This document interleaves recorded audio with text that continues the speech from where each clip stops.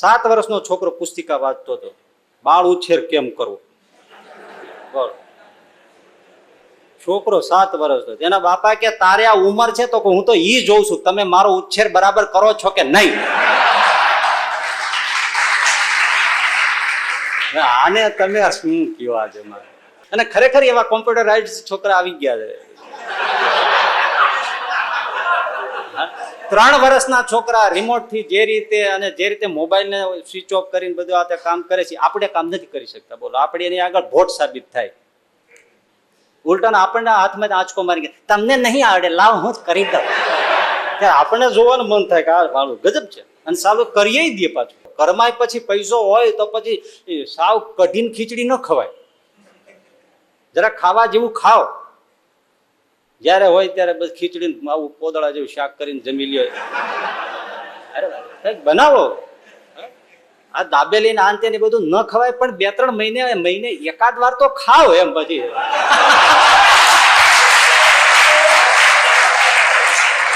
એક જણાને આંખમાં તકલીફ, તે ડોક્ટર પાસે ગયા. ડોક્ટરે બધું અવળું ને હવળું એમાં બધું તપાસ્યું. પછી કે બીજું કશું નથી, આંખમાં ગરમી છે, એટલે તમે લોન ઉપર ચાલવાનું રાખો. તો એટલે બાપા કે આખું ઘર લોન ઉપર હાલે છે. હવે આ પેલો લીલી ગ્રાસ ની લોન કે અને આ બેંક ની લોન, બધું લોન ઉપર જ હાલે છે. અમે 2 જણા લોન ઉપર નથી કે 3 જણા બેઠા હતા. સુરત વાળાને શું ફૂલણજીને ફૂંક ચડી ગઈ, 100 રૂપિયા નોટ કાઢીને ભૂંગળો વાળી સિગરેટ ની જેમ ફૂકીને પી ગયો. એને આવું કર્યું તો મુંબઈ વાળો રે 500 ની નોટ કાઢી ભૂંગળો વાળી હળગાવીને ફૂકીને પી ગયો. અમદાવાદી ચાલ્યો રે 1 લાખનો ચેક લખ્યો, ભૂંગળું મારી હુઈ.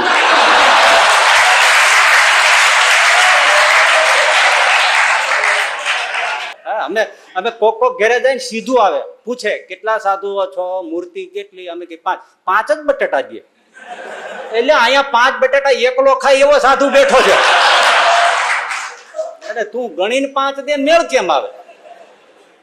બહુ થોડા વખત પેલા એક જણો મારી પાસે મને કે તમે આવડો વીછી જોયો.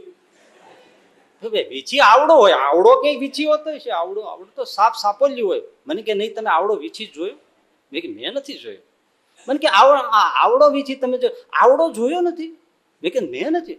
આટલા વર્ષ ઉંમર થઈ ગઈ, તમે આવડો વીછી નથી જોયો? મેં કે ભાઈ નથી જોયો, એટલે આવડો વીછી નથી જોયો. મેં કે નથી જોયો. સારું, તમે જોવો ને તો મને દેખાડજો, મારે જોવો છે. મણિધર મણીનો મણી, પતિવ્રતા નારીનું શીલ, કેસરી બાળની મોજ, અને એવી જ રીતે લોભિયાનો પૈસો.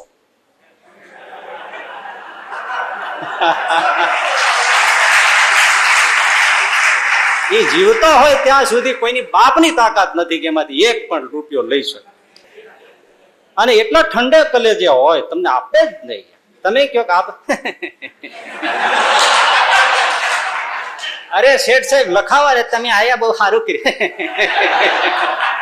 મારો ગરમે ન થાય. તમે ગાળો દો ને તો કે શેઠ સાહેબ તમને ગાળો દીધી છે ને, લીધી નથી ને કાંઈ.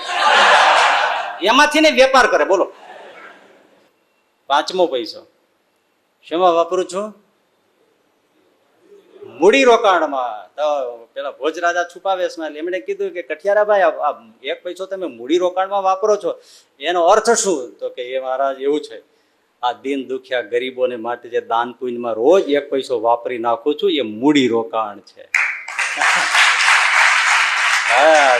જે મારે વાત લઈ આવી છે એ અહીંયા છે.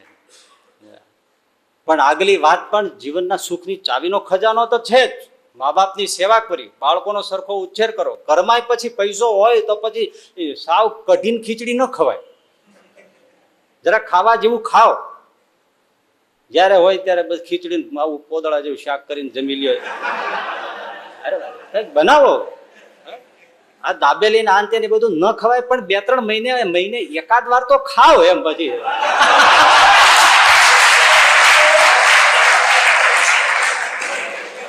અને રોજ તમે ઉભા હો દાબેલી કરીને, પછી રોજ ફરસાણ ને રોજ પીઝા, રોજ ગાંઠિયા, રોજ ભજીયા, એ નહીં. પૈસો છે તો ખાવ, ન હોય એને સલાહ નથી દેતા. કારણ કે જો ઘર ખર્ચ કરવું ને એમાં વ્યવસ્થિત સમજીને કરવું. જેટલી આવક હોય એટલો ખર્ચ કરવો. હવે આમદાની 20 હોય ને ખર્ચ 25 હોય તો હેરાન જ થવાના. શિક્ષાપત્રીમાં પણ મહારાજે કીધું છે જેટલી આવક એટલો ખર્ચ જોઈ વિચારીને કરવો. આ સબમરીન નાખી હોય આપણે બોરવેલમાં, પછી પાણી ખલાસ થઈ જાય તો ફેરવે રાખો તો મોટર બળી જાય. હોય ને ફેરવો તો વાંધો નહીં,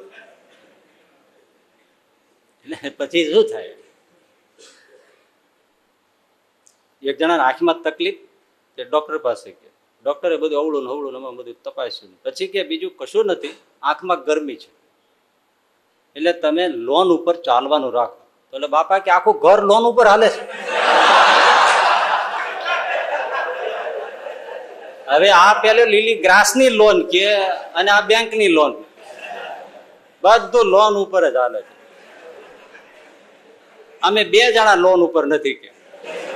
અને વાતે આજે તમને આ ક્રેડિટ કાર્ડ ના અંતે બધું આવ્યું, આખું દેવાળિયા થઈ ગયા માણસો. વાપરો વાપરો ને વાપરો, પણ પછી શું? માટે પોતાની પાસે હોય તો વાપરવું. એ ભરેલા રીંગણા ને જલેબી ને ફાફડા ને બધું જ જમવું, પણ ન હોય ને તો રોટલો ને શાક નિરાતે જમવું. જેને માથે કરજ ન હોય ને એના જેવો કોઈ સુખીઓ નહીં. પેલા જલસા ભટકાર્યા હોય પછી શું થાય? ફૂલણજી ન થવું, બાયડું અમારે ત્યાં હોવું જોઈએ. જ્યાં ઘણા એવા હોય, ઘણા બૈરા એવા હોય, ઘણા બજારમાં જ્યાં જાય બાયડું નથી ખરીદ્યું નથી, બિચારો પતિનો દમ નીકળી જાય. અને ઘણા જે પુરુષો એવા હોય કે કોઈ મિત્રો ત્યાં જ્યાં બાયડું નથી કે બધું ખરીદ્યું નથી. ફૂલણજી ન થાવ. 3 જણા બેઠા હતા, સુરત વાળાના શું ફૂલણજીને ફૂંક ચડી ગઈ, 100 રૂપિયા નોટ કાઢીને ભૂંગળો વાળી સિગરેટની જેમ ફૂંકીને પી ગયો. એને આવું કર્યું તો મુંબઈ વાળો રે 500 ની નોટ કાઢી ભૂંગળો વાળી હળગાવીને ફૂંકીને પી ગયો. અમદાવાદી ચાલ્યો રે 1 લાખનો ચેક લખ્યો, ભૂંગળું મારી હુઈ.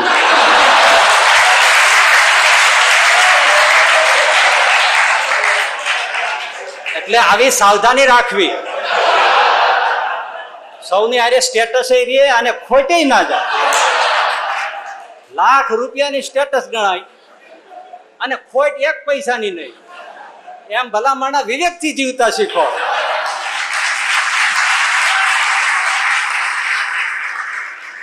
કે માણસ એટલે આમ લેરથી જીવવા વાળો હોય એમ લાગે, અને બાકી એવી કરકસરથી કે આમ જરાય તમારે એને કઈ કે આગળ પાછળ મીટર કે એને દબાવે નહીં.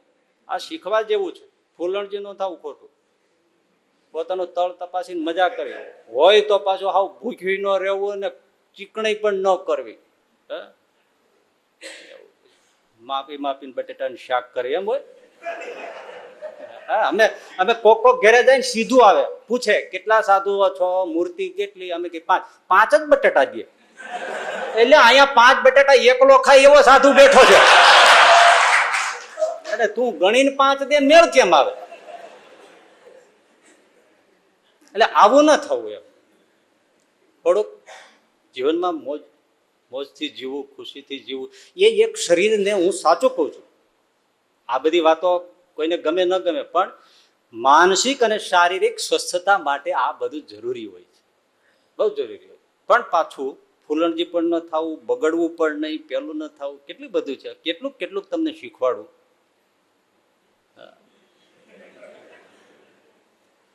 એટલે 1 પૈસો છે એ હું દાન પુણ્યમાં મૂડી રોકાણ કરું છું. ક્યાંય દે. હવે પોતે ગરીબ છે, તમે વિચાર કરો કેટલી મોટી આપણને ઉપદેશ આપે છે, છતાંય દાન પુણ્યમાં. મહારાજ ભાઈ પેલા ભાઈ કે હું 1 પૈસો રોજ વાપરી જ નાખું. પશુ પક્ષીઓ ચણ નાખવી, ગાયોને નાખું, ગરીબને ક્યાંય ભિખારી કોઈ બિચારો દુખી આપી દો. 1 પૈસો રોજનો આપી દેવાનો. એના માટે 6 માંથી 1 રૂપિયો આપી દેવો એ બહુ મોટી વાત છે.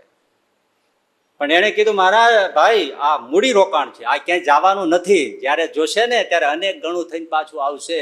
તમે 5000 રૂપિયાની જમીન રાખી હોય ને 50 વર્ષ થાય ત્યારે 5 કરોડ આપે છે. આ મૂડી રોકાણ છે. એવું દાન પુણ્યનું પણ એવું જ છે. જો રોક્યું હોય ને તો અનેક ગણું થઈને પાછું આવે. આગલા પ્રવચનમાં આપણે અહીંયા છોડેલું હતું કે આપણને લાગે છે કે પેલી બેન માજીની સેવા કરે છે તો એમ લાગે છે કે બીજા માટે કરે છે. તમે કોઈને 5 રૂપિયા આપતા હો, 500 રૂપિયા આપતા હો, ગરીબની સેવા કરતા હો, ગરીબોને ભોજન કરાવતા હોય કે ધાબળા આપતા હોય કે કાંઈ પણ ઔષધો આપતા હોય, સેવા કરતા હોય, તો કોઈને ફી ભરી દેતા હોય તો લાગે શું? બીજા માટે કરતા હોય એવું જ લાગે છે. અને સૌને એમ લાગે કે ભાઈ બીજા માટે, એટલે જ આપણે શું કહ્યો શબ્દ પરોપકાર. પર એટલે બીજો, ઉપકાર. ઉપકાર કરે છે. હકીકતમાં ઊંડા ઉતરો તો નથી, આ સ્વ ઉપકાર જ છે. હા, બીજા માટે કરતા દેખાઈએ છે પણ બીજા માટે નથી, આપણા માટે જ છે. આપણને જ મળવાનું છે, કારણ કે આપણે મૂડી રોકાણ કર્યું છે, આપણી જ મિલકત છે, આપણી જ પ્રોપર્ટી છે. આ વાત બહુ સમજવા જેવી છે. નાખી દેતા નથી દાન પુણ્ય કરવા વાળા, એ આપણને પાછું જ મળે છે. બહુ ગાંઠ વાળીને સમજવા જેવી વાત છે. એટલે મન ઓછું વધતું થતું હોય ને એ મૂર્ખ માણસ છે. એને એમ લાગે છે હું બીજાને માટે નાખી દઉં છું. નાખી નથી દેતા, એ તમારા માટે, તમારા ખેતરમાં નાખેલા દાણા છે. એ ઉગીને પાછી તમારી જ કોઠીઓ ભરશે. માટે ક્યારેય ન સમજવું. પણ લોભિયા એ સમજી નથી શકતા, એટલે દઈ શકતા નથી. જો તમે સમજો, તમે આ વિસ્તારમાં રહેતા હો, આજુબાજુ બધે ગંદકી હોય, એ તમે સાફ કરો, તમારું ઘરે સાફ કરો, આજુબાજુ ગંદકી સાફ કરો, તો એમ લાગે ને કે આ તો બહુ સેવા કરે છે. બીજી દ્રષ્ટિએ જુઓ તો એનો ફાયદો કોને મળે? તમને જ, કે ન મળે? તમે તમારું ઘરનું આંગણું બધું સાફ કરી નાખો, ત્યાં મચ્છર ન હોય, પણ હવે બધે પછી 2 ફૂટ પાણી કાદવ કીચડ ભર્યું હોય અને ત્યાં આવડા મચ્છર હોય નહીં, આવડા મચ્છર હોય.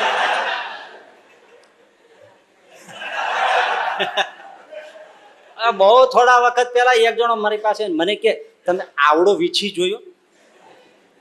વીછી આવડો હોય? આવડો કઈ વીછી હોતો છે? આવડો તો સાપોલ્યું હોય. મને કે નહીં, તમે આવડો વીછી જોયો?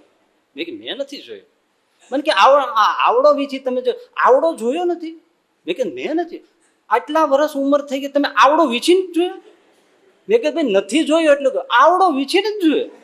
મેં કે નથી જોયો. સારું, તમે જોવો ને તો મને દેખાડજો, મારે જોવો છે. એટલે આજુબાજુ ગંદકી હોય અને ત્યાં એક ઇંચના મચ્છર એવા હોય, તો એ મચ્છર આપણને નહીં કરડે? આપણને રોગ નહીં કરે? એની ગટરની ગંદકી આપણને નહીં આવે? અને જો આપણે આપણું આંગણું સાફ કરીને આજુબાજુ સાફ કરી નાખીએ તો તંદુરસ્તી આપણને મળે કે નહીં? બસ આપણને લાગે છે બીજા માટે કરતા, પણ એની સુગંધ અને સ્વચ્છતા આપણને પણ ઉપયોગમાં આવે જ છે. હજી ન સમજાવું તો તમે બીજું જુઓ. તમે ગુજરાતમાં સારા શાકભાજીના બિયારણનો તમે ઝુંબેશ ખેડૂતોને આપવાની ઉપાડો, લાગે પરોપકાર કરતા, પણ થોડા વખત પછી એ જ રીંગણા શાકભાજી તમારા થાળીમાં આવવાના છે, સુધેરેલા બીજના, તમારી જ થાળીમાં. અને જો ન કરો તો બીટી રીંગણા તમારી થાળીમાં આવીને ઉભા રહી. કેમ? કર્યું લાગે બીજા માટે, પણ આખરે એ જ અનાજ, એ જ કઠોળ, એ જ શાકભાજી, એ જ સારી ગાયોના દૂધ ક્યાં આવે? તમે એવી ઝુંબેશ ચલાવો કે આખા ગુજરાતમાં ક્યાંય ડાલડા વેજીટેબલ હોય જ નહીં, તો તમારી થાળીમાં પણ ગાયનું ચોખ્ખું ઘી આવે કે ન આવે? લાગે કરતા હોય બીજાને માટે, પણ છે કોના માટે? છે કોના માટે? કોના માટે? રણકો નથી હો હજી, કારણ કે હજી સમજાતું નથી. એટલા માટે હું તમને એક સોલિડ વાત કહું. વાત નહીં, દ્રષ્ટાંત, ઘટના. આ કુદરતની ઘટમાળમાં બધું તમને મને દેખાતું નથી, એટલે મનાતું નથી. બાકી આ તદ્દન સત્ય વાત છે કે આપણે કરીએ છીએ કોઈના માટે, લાગે પણ આપણા માટે જ થાય છે. કોના માટે થાય છે? સ્કોટલેન્ડમાં બનેલી ઘટના. આવી બધે બનતી હોય છે, પણ કઈ બધે છપાતી ન હોય, પણ આ છતાં છપાતી હોય, જાણમાય હોય, ઘણી એવી જાણમાય છે. પણ મને આ વધારે અહીંયા રસ પડે, તમે બધા જાણો અને આનંદ થઈ જાય એવી સરસ મજાની ઘટના. કથા નહીં, વાર્તા નહીં, દંતકથા નહીં, સ્ટોરી નહીં, કહાની નહીં, ઘટના, ઐતિહાસિક ઘટના. સ્કોટલેન્ડમાં ફ્લેમિંગ નામનો ખેડૂત, એ પોતાના ખેતરમાં કામ કરતો, ટૂંકી ખેતી. એમાં એને ક્યાંય દર્દ ભરી તીણી ચીસ સંભળાડી. એટલે ખેડૂત ચમક્યો કે આટલો બધો પીડા ભરેલો અવાજ ક્યાંથી આવે છે. કાન માંડ્યા તો જે દિશામાં એને ચીસ સંભળાતી હતી એ દિશા તરફ ખેડૂત એકદમ દોડ્યો. જઈને જોયું તો કાદવમાં એક છોકરો અહીંયા સુધી તો ઉતરી ગયો હતો. શ્વાસ લે તો હલે, અને કાદવનું એવું છે ને, જેમ તમે જોર કરો નીકળવાય એમ આમ કાદવ એને અંદર ખેંચાતો જાય. હવે શ્વાસ લે ને હલે તોય ઊંડો જ ઉતરતો જાય છોકરો. જો થોડી ક્ષણ માટે પણ આ ખેડૂત ન આવ્યો હોત તો એ છોકરો કાદવમાં ડૂબી જાય. અને એનો કોઈ આસપાસનો એવું કઈ ખેતર નહોતું, કઈ નહોતું. છોકરો તો કંઈક નીકળ્યો છે ગમે તે પ્રકારે. એટલે કોઈને ખબર ના પડે કે છોકરો ક્યાં મરી ગયો. પણ આ પહોંચી ગયો એટલે તરત એક ઝાડીની ડાળી કાપી અને એ છોકરાને એક આપી દીધો ભાગ, અને એક છેડો પોતે પકડીને જોર કરીને છોકરાને બહાર ખેંચી લીધો. પોતાના ખેતર જઈ એને સ્નાન કરાવી, સ્વચ્છ કરી અને છોકરાને વિદાય કરી દીધો. વાત પતી ગઈ ને. શું કર્યું કહેવાય આને? પરોપકાર. હવે જોજો કેવો સ્વ ઉપકાર થાય છે. આવી જ રીતે પૃથ્વી ગોળ છે, તમે બોલો એ ફરીને પાછું અહીંયા જ આવે. ભગવાને એટલે જ કર્યું છે આ બધું. બહુ ઘટના આપણને હલાવી હતી. હવે એ છોકરો ઘરે ગયો, એનો બાપ બહુ સુખી, શ્રીમંત, અમલદાર, બહુ મોટો અમલદાર. એને કીધું બાપા પપ્પા આજે આવું થયું. એટલે એના બાપાને પણ લાગે એનો દીકરો છે, આવું થયું. એટલે એ સદગુણી માણસ એટલે કહ્યું બેટા કાલ સવારે આપણે છે ને, એને એ વખતે ઘોડાગાડીનો જમાનો, સરસ મજાની ઘોડાગાડી જોડી છોકરાને સાથે લઈ અને તું મને એની મુલાકાત કરાવ. મારે એનો ઋણ સ્વીકાર કરવો છે અને કંઈક મદદ થાય તો આપણે એને કંઈક આપીએ. ઋણમાંથી એમાંથી આપણે ઉગરીએ. એટલે આવ્યા ખેડૂતને ત્યાં. તો ખેડૂત ખેતીમાં કામ કરતો હતો. તો છોકરાને તો ઓળખ્યો, પણ આ બધું જોયું એટલે ખેડૂતને થઈ ગયું કે આ શું છે. ઉતર્યા અને કીધું, પેલા તો હાથ જોડ્યા કે તમે અમારા, હા કાલે તો માગો, હું તમારા માટે શું કરું. મારા માટે છોકરો સર્વસ્વ કહેવાય. અને હું બહુ ખૂબ સુખી માણસ છું. એવું નથી કે મારી પાસે પૈસાની કોઈ ખોટ છે. તમારે જે મદદ જોઈતી હોય એ માગો, પણ તમે કાંઈક મારું સ્વીકારો. પેલો ખેડૂત રડવા માંડ્યો, બાપા મેં કાંઈ પણ મેળવવા માટે આ કાર્ય કર્યું નથી. મને ભગવાને નિમિત્ત બનાવ્યો, ગોડને નિમિત્ત બનાવ્યા, તો મને આ એક સેવાનું કામ મળી ગયું બસ. અને બહુ આગ્રહ કર્યો. એમણે કીધું કે તમે એક વસ્તુ મને બતાવો. આપણે ખ્રિસ્તી ધર્મને માનીએ, બાઇબલમાં ક્યાંય પરોપકારીનું ક્યાંય નામ લખ્યું હોય તો મને બતાવો. પરોપકાર એટલે નામ ગુમ. તો કે ના, તો આ દુનિયામાં ભગવાને આટલો પરોપકાર કર્યો છે ખુદાએ, પરમાત્માએ, તો ક્યાંય ખુદાએ પોતાનું નામ કોતરાયું હોય તો બોલો. તો કે ના, તો ખુદા પોતાનું આટલું આપ્યા પછી જો નામ ગુમનામ રાખતો હોય તો મને ગુમનામ રહેવા દો ને. શું માટે મને તમે આવે? આ અભણ માણસો બોલે છો, ભણેલા નથી બોલતા. ભણેલા એમ કે છે તકતી જોશે જ. બહુ મહત્વની વાતો આપણે લઈએ છીએ, ધ્યાનથી સાંભળવાની. એટલે પેલો ખેડૂત કે કોઈ પણ હિસાબે નહીં બાપા, મારે તમારું કાંઈ જોઈતું નથી. ઓલા દિલમાં કેવું થાય કે એક માણસ આટલું કર્યા પછી અને આટલી સામાન્ય જિંદગી જીવનારો માણસ પણ એમ કે છે કે મારે કંઈ જોઈતું નથી, અને ના છૂટકે ને પાછું ફરી જવું પડ્યું. વયા ગયા. કરતા કરતા એમ થોડાક મહિનાઓ ગયા હશે. આ ફ્લેમિંગ ખેડૂત, એનો છોકરો ભણતો ભણતો સ્કૂલમાં આગળ ભણતો હતો, પણ એક દિવસે એક સ્કૂલના પગથિયે બેઠો બેઠો ઉદાસ થઈને રડતો હતો. એટલે છોકરો રડે ત્યાં એના જેવડો જ એક છોકરો ત્યાંથી પસાર થયો. એમણે આ દ્રશ્ય જોયું. એટલે એમણે કીધું કે ભાઈ કેમ તમે રડો છો કેમ? એટલે એને ઊંચું જોયું અને કીધું કે મારી આ મજબૂરી છે, મારો ગરીબ ખેડૂત છીએ અમે, અને અમારી પાસે કંઈ છે નહીં, તો ફી ભરવી, પુસ્તકો, આ બધું કાંઈ મારી પાસે નથી. મને ભણવાની બહુ ઈચ્છા છે, મારો બાપ ગરીબ છે, તો શું કરું? એટલે હું રડું છું કે મારું ભવિષ્ય રોળાઈ જાય છે. એટલે પેલો કે તમારે આમ રડવાનું ન હોય. ચાલ, તમારી ભણવાની આટલી બધી ઈચ્છા છે, લોકોને મોકલીએ તો ભણતા નથી, તમે ભણવા માટે રડો છો, અને મારી સાથે ચાલો. મારા પિતાજી છે ને એ આવા કાર્યોમાં માને છે. આપણે ત્યાં હું તમારી મુલાકાત કરી દઉં એટલે તમને જરૂર મદદ કરશે. તમે જરાય પણ નિરાશ ન થાવ. એ છોકરો પેલા છોકરાને લઈને ઘરે આવ્યો. એટલે પેલા એ કીધું, વાત કરી, બાપુજી આવું છે ને આ છોકરો રડતો હતો, હું લાવ્યો છું, ફીના પુસ્તકના કોઈ પૈસા નથી. તો કે એમાં બેટા કહેવાનું શું હોય, તું એને લઈ આવ્યો શા માટે? તે મને ખાલી કહી દીધું હોત તો મને તારા ઉપર વિશ્વાસ છે. એને જોઈએ એટલા પૈસા. જાઓ બેટા, કોઈ દિવસ રડવાનું નહીં, કોઈ દિવસ નિરાશ માનવાનો નહીં. ભણવાની તારી ઈચ્છા છે, તારે ખૂબ ભણો, કોઈ વાંધો નહીં. જ્યારે જેટલા જોઈએ એટલા પૈસા મારા દીકરાને કહી દેવાનું, મારો દીકરો તને પૈસા આપી દેશે, બસ તારે અહીંયા આવીને ધક્કો ખાવાની જરૂર નથી, ભણો બસ, જાઓ હો મોજથી ભણો.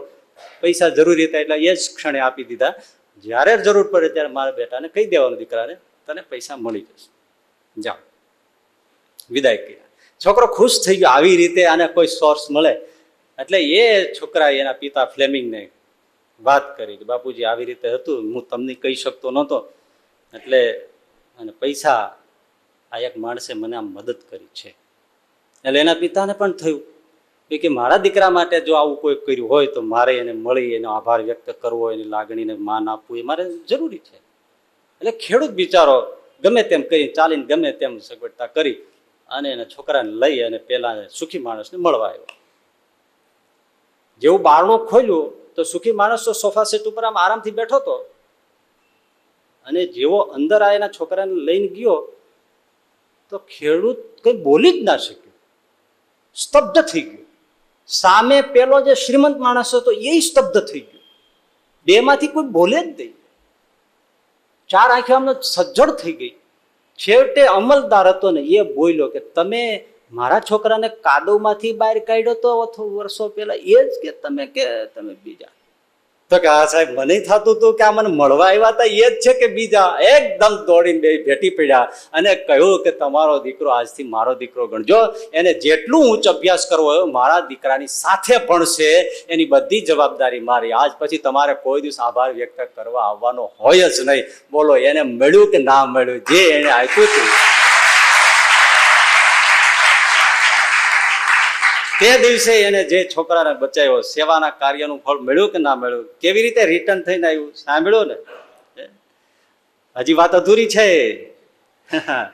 હવે એ છોકરાને એને એટલી મદદ કરી, જેટલું ભણવું એટલું ભણાવ્યું. એ છોકરો, એ ફ્લેમિંગનો છોકરો ભણ્યો, બહુ હોશિયાર, ભણીને ડોક્ટર થયો અને પછી એ કોઈ બીજા સ્થિતિમાં પોતે સ્થિર થઈને પોતાના કામમાં વ્યસ્ત થઈ.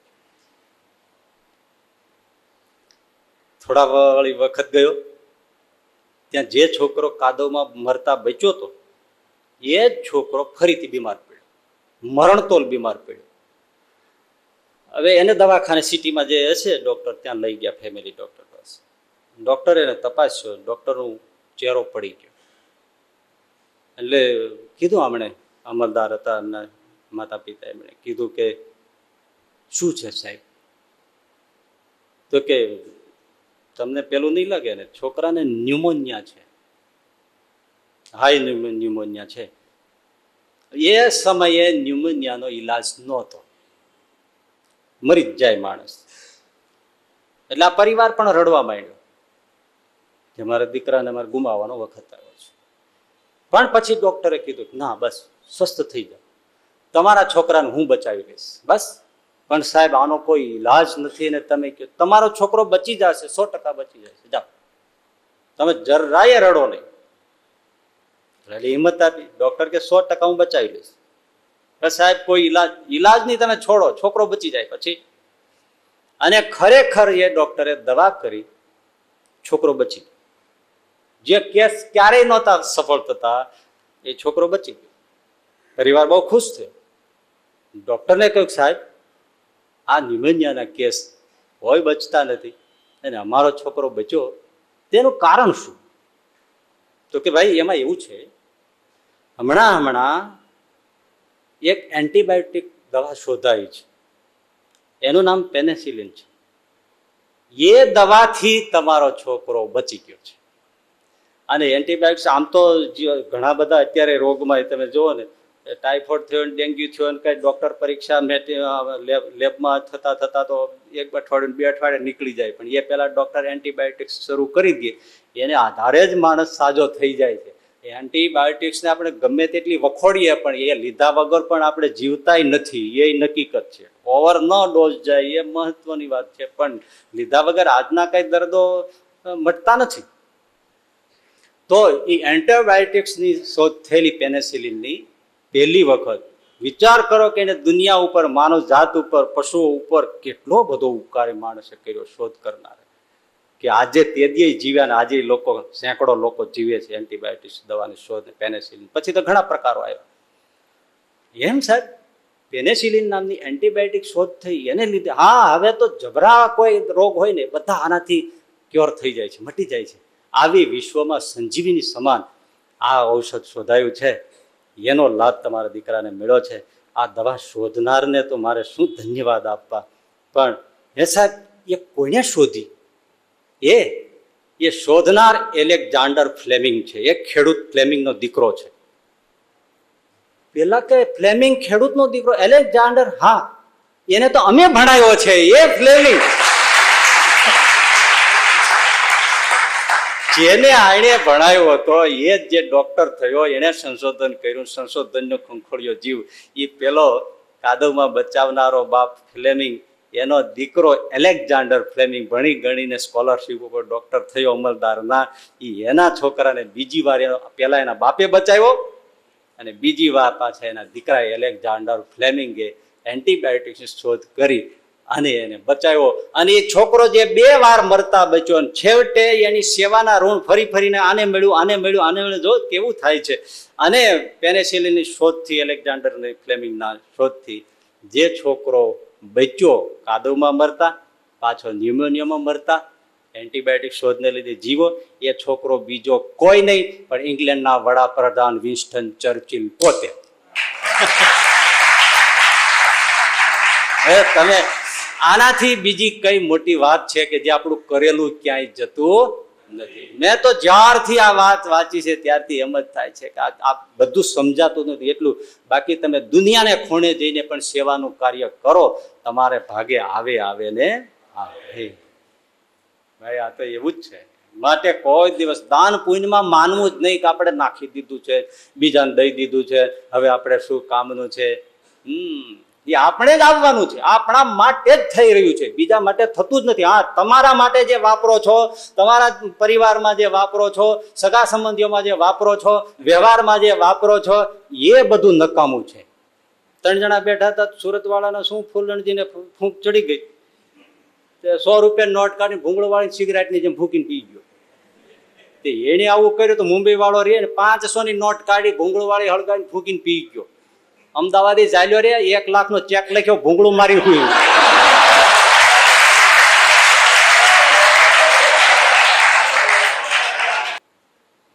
પણ પરોપકાર જે કરી નાખો છો એ મૂડી રોકાણ છે, ક્યાંય જતું નથી. સુનો સુનો બાત સુનો. ઓર મુંબઈમાં એ બહુ સુખી માણસ, કંટાળે ને ક્યારેક ધંધા તાપામાં. પછી એમ થયું કે આપણે ચાલો અમેરિકા ફરી આવીએ, થોડું 15-20 દિવસ મહિનો જઈ આવીએ, મજાક કરીએ, પૈસો છે કામનું શું છે. એટલે એને એની પત્ની ને એકાદ છોકરો છે, આપણે ફરી આવીએ. પણ એમાં વિચાર છો છોકરાને કે આપણે તો જઈએ પણ આપણા ગામડે બા બાપુજી છે, એમને અમેરિકા ફરવા લઈ જાય ને, આખરે તો એના જ આ બધા ઉપકારથી છે ને આ બધું. એટલે પાસપોર્ટના ને બધી વ્યવસ્થા જે બધું પહેલેથી કરી, બા બાપુજીને પણ સાથે લીધા. ગામડેથી બોલાવી મુંબઈથી પ્લેનમાં ઉપડી ગયા અમેરિકા. આ ગામડાના મા બાપ ગામડું છોડીને મુંબઈ માંડ આવ્યા હોય, પ્લેનમાં પહેલી વાર બેસવાનું, અને એમાં અમેરિકાની એ બધી જહાજ જલાલી વાયલા, આમ તમે જાઓ તો જાણે એમ લાગે કે જાણે સ્વર્ગમાં જ આવી ગયા છે, અને નરક તો પાછળ છૂટી ગયું છે. એવું આમ ચાકા જેવું બધું લાગે, ચાકા. કઈક દુનિયા જ આખી બીજી હોય. આપણે રિક્ષાઓ થપ્પો મારીને પડી હોય એમ પ્લેનો પડ્યા હોય એરપોર્ટ ઉપર. આમ પ્લેનોને માર્ગ મળતો, ઉડાન માટે માર્ગ મળતો, માણસો બધા એટલા વિમાનો, એટલા રસ્તા એવા, તે બધી વ્યવસ્થા, બિલ્ડિંગો પાઘડી પડી જાય જોતા જોતા. બધું કાંઈ કલ્પના ન આવે એવું. ખરેખર સગવડતા હોય તો એકવાર આંટો મારવા જેવું ખરું. ના શીખવા મળે, દ્રષ્ટિ મળે કે મારું આમે જીવાય એમ. આપણે જે રીતે સાવ એમાંથી રીતિ નીતિ શીખવા જેવી છે. ગમે ત્યાં થૂકીએ છીએ, ગમે ત્યાં કાગળ નાખીએ છીએ, ગમે ત્યાં કેળાની છાલ નાખીએ, ગંદકી આપણે જ કરીએ છીએ, આપણે જ માંદા પડીએ છીએ. એ બધું શીખવા જેવું છે, ઘણું બધું. એના માવતર તો બધું આ પ્લેન, આ રહેવાનું, ઉતરવાનું, અને જેવા નીચે ઉતરે ત્યાં તો એરપોર્ટમાં જવાનું, સામે ગાડીઓ આવી જાય, આ 5 જણાને ગાડી લઈને હોટેલ ઉપર લઈ જાય, ત્યાંય બધી આગતા સ્વાગતા જમવાનું ખાણા પીણા, ત્યાંથી વળી ફરવા માટે જવાનું તો સીધી ગાડીઓ આવી જાય, એમાં બેસીને બધા જોવા જવાના. અમેરિકામાં બધા સ્થળ તો જોવાની તાકી છે જ ને, તમે ખૂટે નહીં એટલું જોવાનું છે અને જાળવે છે એવું. આપણે ત્યાં એટલું જ છે કે દુનિયા જોવા આવે એની મૂડી ઉપર આખો દેશ તરી જાય એટલું આપણી પાસે છે. ક્યાં લાવો તમે અજંટા ઇલોરાના બધા આ બધું છે એવું બધું, તમે ઘણું બધું એવું કેવું છે કે ખૂટે નહીં જોયું. દરિયાઈ સંપત્તિ એટલી છે જોવા માટે, ઘણું બધું કેટલું છે. આપણે તો ઝાડવા જોઈને લોકો પૈસા દઈ જાય એવું છે. એક ઝાડવું તો લઈ આવો વિદેશમાં આપણે હોય એવું, બિન ફળાવ એક પણ ઝાડ નહીં, ગમે તેવું ઝાડો હોય અને કાંઈક તો ફળ આવે અને કાંઈક ઉપયોગમાં આવે. છેવટે પક્ષીઓ ખાય, પેટ ભરે ની ડાળીએ ઝૂલે. વિદેશના ઝાડવા હાવ સ્મશાનિયા, કાંઈ ફળ આવે નહીં. હા લુખા, એના પાંદડા કોઈ ખાય નહીં, પક્ષીઓ કાંઈ ખાય નહીં, બસ બેસીને ચરકે એટલો જ ફાયદો, બાકી કોઈ હા વાંજણું ભાઈ. હા આ તો જોવા જેવી વાત છે ભાઈ. લે આ બધા જહો જલાલીના બાપા જુએ, જ્યાં જઈને ફરવા બધી વ્યવસ્થા એટલું જેડ આમ થાય રાખે. એટલે માવતર છે ને અઠવાડિયા સુધી જોઈ રાખ્યું. પછી એક દિવસ હિંમત કરીને છોકરાને પૂછ્યું, એ બાબલા બેટા, હા તને આટલે બધે બધા ઓળખે છે? અહીં કોઈ તારા કે આપણા કોઈ સંબંધીઓ છે? કેમ? જ્યાં જાય ને તરત ગાડીઓ આવી જાય, જ્યાં જાય તો ઉતારા ઉપર લઈ જાય, જ્યાં તરત હજી તમે મોં પૂછીએ તે પહેલા તો ચા ને કોફી ને બધું આવી જાય. એમાં ખાંડ જુદી આવે ને, થેલું જુદું આવે ને, દૂધ જુદું આવે ને, આ જુદું આવે ને, ગરમ પાણી આવે ને, ઠંડા પાણી આવે ને, ટુવાલ આવે ને, કાગળના ટુવાલ ને, કપડાના ટુવાલ ને, ફલાણા ટુવાલ, ઓઢવાના ટુવાલ, પહેરવાના ટુવાલ, વિપડવાના ટુવાલ ને, નહીં પહેરવાના ટુવાલ ને, આ બધું અને જ્યાં જ્યાં જોવાનું બધું. અને એક પૈસો તું કોઈને આપતો નથી, તે ઓળખાણ વગર તો કઈ સરભરા થાય નહીં. કંઈક પૈસો આપતો જ મને એમ થાય કે તે ગાડી બાંધી હતી. કોઈને પૈસો દેતો નથી, છતાં તને ખાવાનું, ગાડીઓમાં આવીને ટાઈમે આવીને ઉભા રહી જાય દરવાજા પાસે આગળ, અને તને રાખે સાચવે વગર પૈસે. તે આટલી બધી કઈ ઓળખાણ છે? શું છે? છોકરો હસ્યો પછી કે બાપુજી આમાં ઓળખાણનું કાંઈ નથી. આ ટૂર કાઢનારી કંપની હોય ને બોમ્બેમાં, એને મેં ત્યાંથી બધા પૈસા ભરી દીધા છે, એટલે હવે બધી આગળ વ્યવસ્થા કંપની કરે, આપણે એક પૈસો કાઢવાનો હોતો જ નથી. બસ એમ જ આપણે પણ પ્રવાસમાં છે, મનુષ્યનો દેહ મળ્યો છે, અત્યારે મૂડી રોકી દો, આગળ ઉપર બધી વ્યવસ્થા થતી.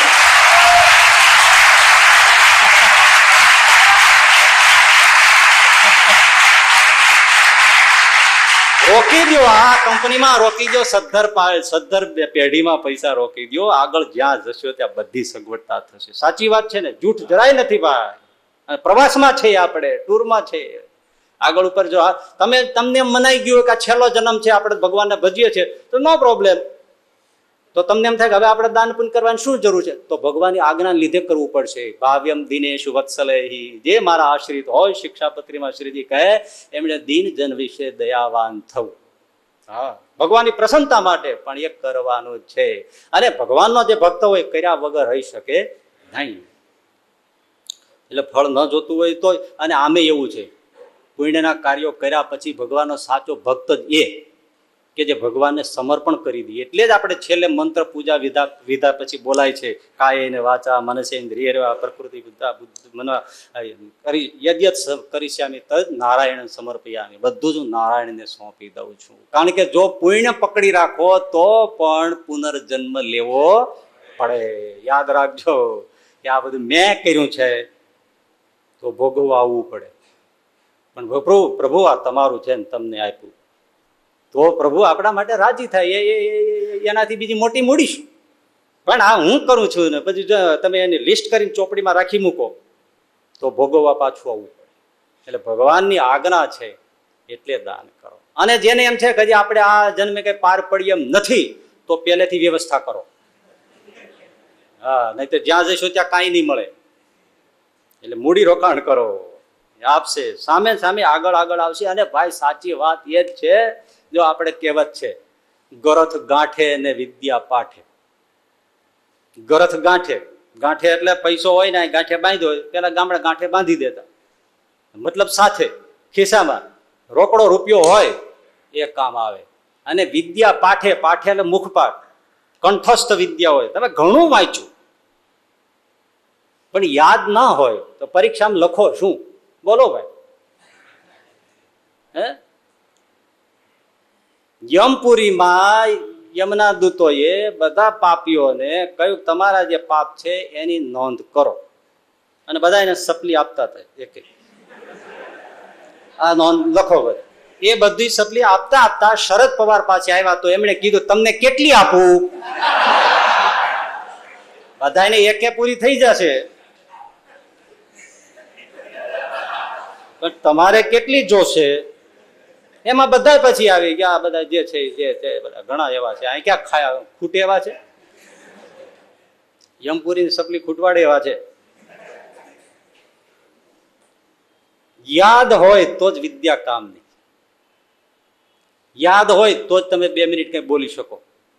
વિદ્યા પાઠે મારી પાસે 1000 પુસ્તક હોય, 2000 પુસ્તક હોય, એ બધા મેં વાંચ્યા હોય, પણ યાદ ના હોય તો હું શું બોલું? કંઠસ્થ જોઈએ તો જ બોલાય. કંઠસ્થ હોય તો જ તમે ઇન્ટરવ્યુમાં કઈ કહી શકો. વાંચ્યું ઘણું શું કામનું? એવી જ રીતે પૈસો પણ સાથે હોય તો જ કામ. હવે અંતરિયાળ જરૂર પડી છે. બેંકમાં તમારે 10 કરોડ હોય, પણ શું કરો? ભેળા 10 રૂપિયા હોય તો કામ થાય. એટલે પૈસો સાથે જ જોઈએ, નહીતર મૂડી ગમે એટલી હોય તો કશું કામનું નહીં. સુનો ઉસ પર એક બાત સુન. પંજાબમાં એક દુનીચંદ કરીને વાણિયો, એ પણ ઐતિહાસિક ઘટના છો. દુનીચંદ નામનો વાણિયો, ખૂબ પૈસો, પાવડે ખાપો એટલો. આ પાવડાના હાથાવાળા જેવા. હા, એ દ્રષ્ટાંત છે. મારે કોક દી તમને લેવું છે ઝપટમાં, પણ હજી આવતું નથી. મોકો આવશે ત્યારે જ આવશે. મને કરી ગયું છે ને, એ કોક દી આવવાનું છે, બરાબર નું આવવાનું છે. મજાની વાત છે. એટલે દુનીચંદ પાસે ખૂબ પૈસો, પણ રાતી પાય પણ દાન પુણ્યમાં કે કોઈને આપે નહીં, કોઈને મદદ ને આપે જરાય. અરે ઘરમાં ઓછું વાપરતો છે રામ જાણે, પણ પૈસો ઘણો, પણ એનો કોઈ વાપરી ન જાય. વાત લાંબી થાય છે. કાકબાપુએ કહેલું છે અમુક વસ્તુ કોઈના હાથમાં ક્યારેય આવતી નથી. પતિવ્રતા નારીનું શીલ, મરી જાઓ તો પ્રાણ મૂકી દે, પણ એ સ્ત્રી કોઈના હાથમાં ના આવે. પતિવ્રતા નારીનું શીલ.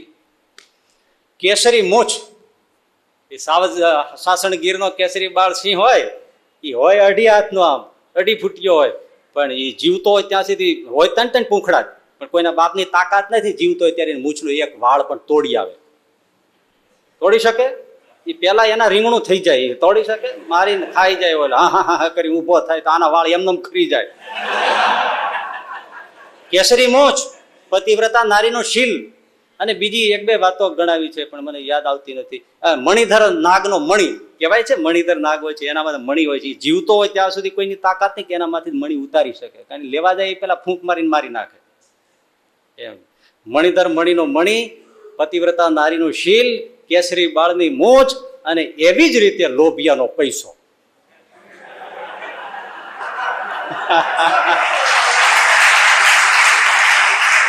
એ જીવતો હોય ત્યાં સુધી કોઈની બાપની તાકાત નથી કે એમાંથી 1 પણ રૂપિયો લઈ શકે.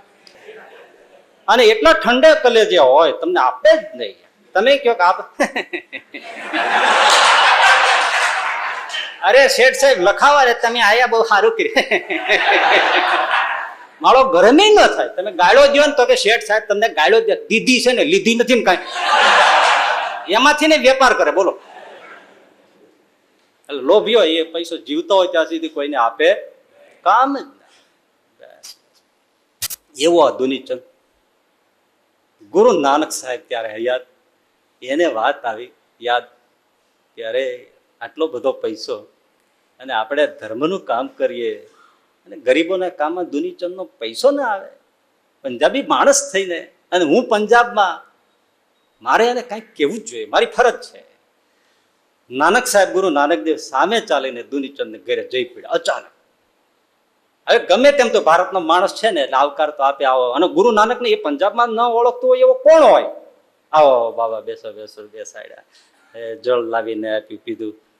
પછી સહેજે સ્વાભાવિક આપણે કોઈ પણ માણસ હોય તો બોલે આવી રીતે. આવું કોઈ માણસ આવ્યું હોય તો શું અચાનક બાપજી આવવાનું કારણ? હું આપની શું સેવા કરું? હા, મોઢામાં શબ્દ નીકળી ગયો, આપની હું શું સેવા કરો? ગુરુ નાનક કે બસ હું એટલા જ માટે આવ્યો છું, બહુ મારી નાનકડી સેવા છે. વાત જોજો ભાઈ, હા, સુખી થવાના રસ્તા 6 પૈસા ઘરમાં હોય એવો કોઈ માણસ આ સભામાં નથી બેઠો. આ એ કઠિયારાની વાત ચાલે છે, 6 પૈસા વાળાની. હા, અને સુખનો ભંડાર છે આમાં.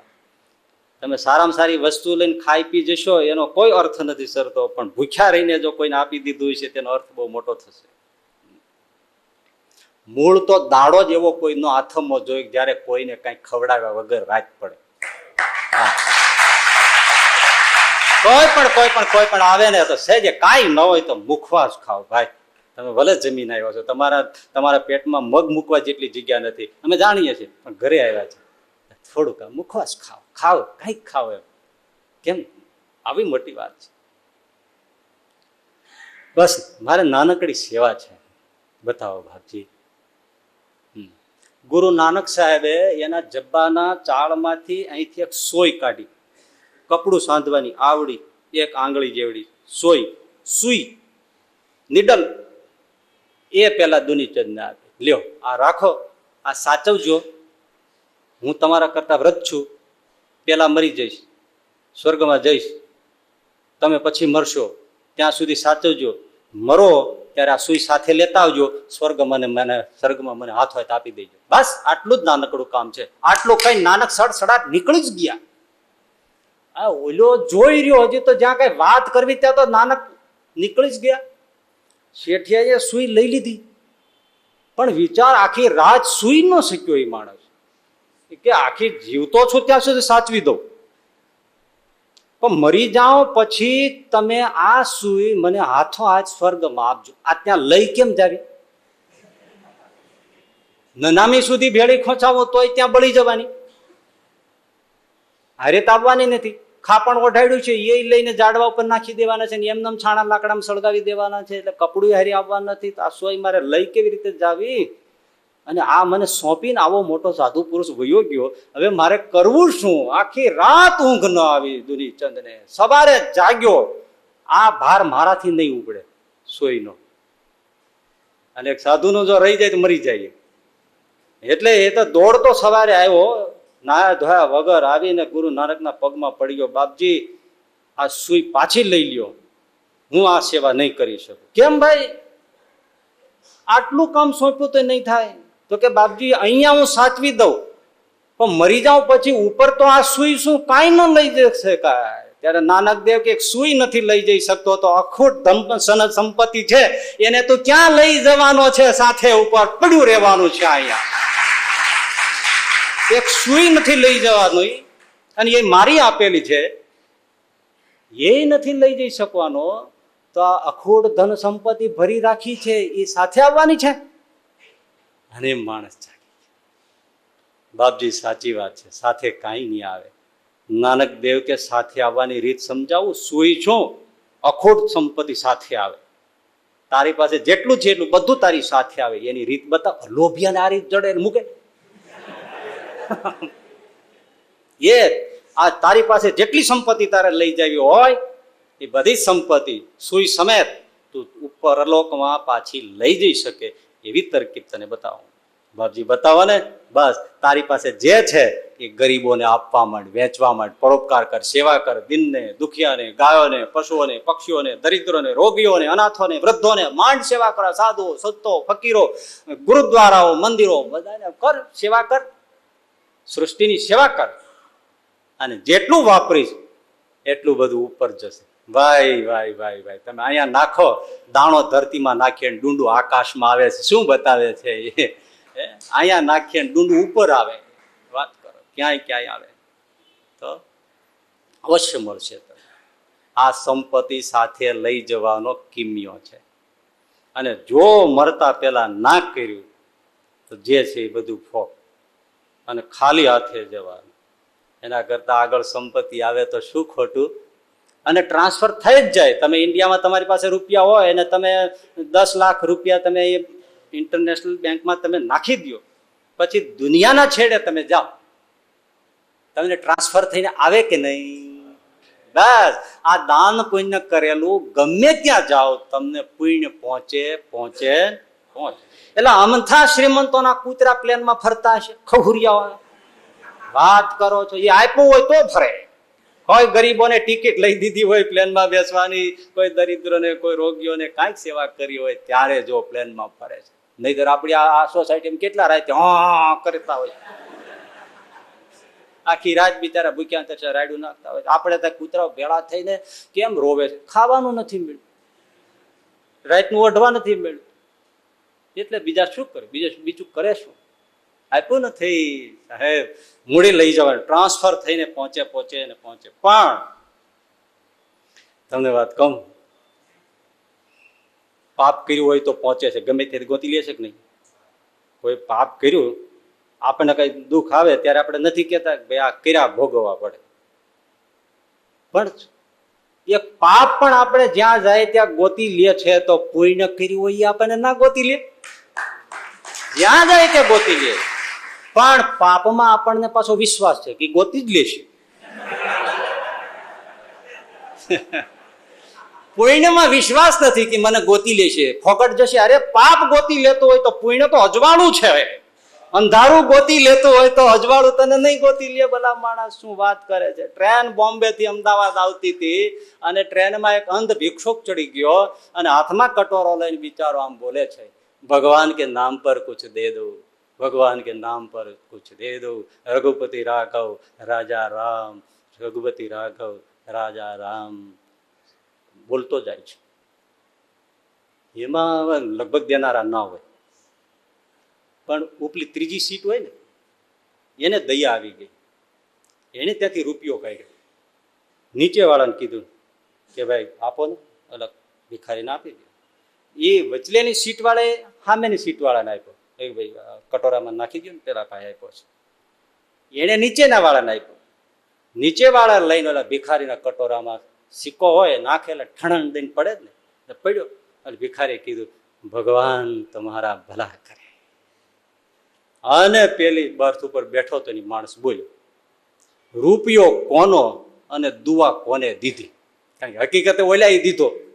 અને આમ ફરતા આવીને આ માણસે ઓલા કટોરામાં નાખ્યો. ભિખારી એને હાથ આમ કર્યો, ભગવાન તમારા ભલા કરે. અને ઓલો બોલ્યો, રૂપિયો દીધો કોણે અને દુઆ કોને દીધી? ત્યારે અંધ ભિક્ષુક એમ બોલ્યો કે હું આંધળો છું પણ મારી દુઆ આંધળી નથી, ગોતી લેશે. ભાઈ હું આંધળો છું, મારી દુઆ આંધળી નથી, જેને આપ્યો છે એને ગોતી લે છે. વાહ. તો પાપ ગોતી લેતું હોય તો પુણ્ય ના ગોતી લે. આપવામાં ક્યારેક પાછું મન રાખવું આપણા માટે છે. એટલે જો આ કઈ લેવા માટે નથી માંડી હો કથા, અને એવા કઈ તમે છો જ ને પીધા ભેળ ઉતરી જાય.